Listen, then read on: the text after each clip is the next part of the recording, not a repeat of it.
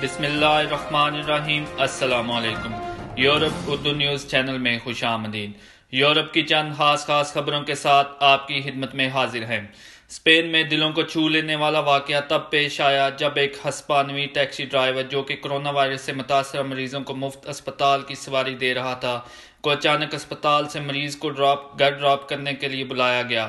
جب وہ اسپتال پہنچا تو حیرت زدہ رہ گیا۔ ڈاکٹروں اور نرسوں نے کھڑے ہو کر تالیاں بجا کر اس کا استقبال کیا اور وہ بھی اپنے جذبات پر قابو نہ رکھ سکا، اور طبی عملے نے انعام کے طور پر ٹیکسی ڈرائیور کو پیسے اور چیک بھی دیے۔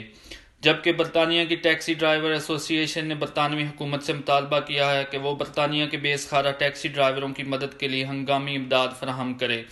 یونین کے نمائندوں نے secretary bright transport grant shop سے رابطہ کیا ہے کہ ٹیکسی ڈرائیورز شدید مشکلات کا شکار ہیں اور اپنے اہل خانہ کو پالنے کے لیے انہیں جدوجہد کرنی پڑ رہی ہے، اور مالی معاونت کے لیے جون کے مہینے تک کا انتظار کرنا ان کے لیے ناممکن ہے۔ یاد رہے کہ برطانوی حکومت سیلف امپلائڈ لوگوں کے مالی معاونت کا اعلان کر چکی ہے، جس کا آغاز جون میں کیا جائے گا۔ اٹلی میں اتوار کے روز ایک ہفتے میں کرونا وائرس سے ہونے والی سب سے کم اموات کی اطلاع ملی ہے، اور وزیر اعظم جوزیپے کونٹے نے لاک ڈاؤن قوانین کو ڈھیل دینے کی علاقائی کالوں کی مخالفت کی ہے۔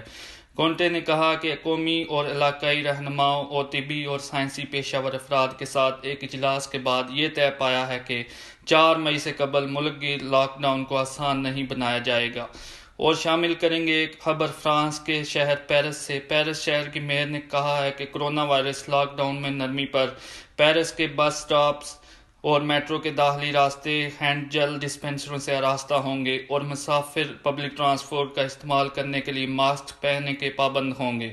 انہوں نے مزید کہا کہ عوام کو تحفظ دینا ہماری اولین ترجیح ہے۔ فی الحال کے لیے اتنا ہی، آپ سے اجازت چاہیں گے۔ السلام علیکم۔